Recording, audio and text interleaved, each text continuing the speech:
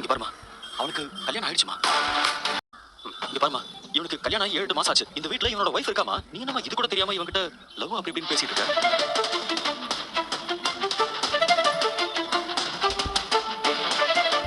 நானே உங்ககிட்ட சொல்லணும். உங்களுக்கு கல்யாணம் ஆயிடுச்சா? அதையே நீங்க என்கிட்ட சொல்லவே இல்ல. சொல்ற அளவுக்கு நமக்குள்ள என்ன இருந்துச்சு காயத்ரி? நம்ம சும்மா ஃப்ரெண்ட்லியா தான பேசிட்டு இருந்தோம்.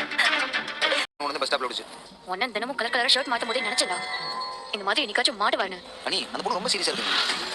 அண்ணன் தனக்கு கல்யாணம் நடந்த விஷயத்துல அந்த பொண்ணு கிட்ட சொல்லவே இல்ல. அந்த பொண்ணு நிஜமாவே அண்ணன் லவ் பண்ணுது. அண்ணன் நல்லா மாட்டிச்சுன்னு நினைக்கிறேன். எப்படியோ போட்டு விடுறேன். இதெல்லாம் வேண்டான்னு எத்தனை முறை நீங்க சொல்லிருப்பீங்க. கேட்டாரா அவரு?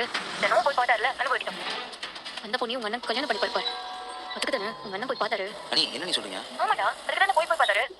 நீ இதெல்லாம் நினைச்சு டென்ஷன் ஆயிக்காத. அவர் பண்ண வேலைக்கு அவர் தான் அனுபவிக்கணும். அவர் பாதுகாத்துட்டே இருக்கிறதுக்கு அவர் சின்ன பையன். விடு, அது அவர் பிரச்சனை. நீ போய் வேலையை பாரு. எனக்கும் ஆஃபீஸ்ல மீட்டிங் இருக்கு. நான் வைக்கிறேன். சரி. வேலை பார்த்துட்டு தானே இருக்கேன். பார்த்துட்டு இருக்கல. உடனே முடிய வேலை கிடையாது. அப்ப வேலையை முடிச்சு பேசிக்கிறேன்னு சொன்னா? டேய் போய் எடுத்துட்டு வாடா. ஓவரா பேசுறோம். போறேன். கடைசி ரிங்ல தான் எடுக்கிறேன்.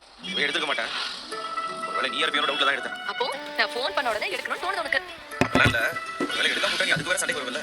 அதான் வேலை இருந்தாலும் பரவாயில்லன்னு எடுத்துட்டேன். சூப்பர் பாண்டி, நீ இப்படிதான் இருக்கணும். நான் ஃபோன் பண்ணா இருக்கிற வேலையெல்லாம் விட்டுட்டு என் போனை நீ எடுக்கணும். உங்ககிட்டயே பேசிட்டு இருந்தா அப்புறம் வேலை யார் பார்த்துட்டு? என்கிட்ட என்ன நாள் முழுக்கமா பேச போறேன்? மிஞ்சி போனா ஒரு 15 நிமிஷம் பேசுவியா?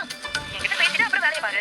ஒரு வேலை நீ வேலையாவே இருந்தாலும் நான் ஃபோன் பண்ணா நீ எடுத்துட்டு ஒரு 5 நிமிஷம் பேசு, சரியா? அப்புறம் வேலை இருக்கிற பக்குவமா சொல்லிட்டு வந்துரு. ஓ அப்படி.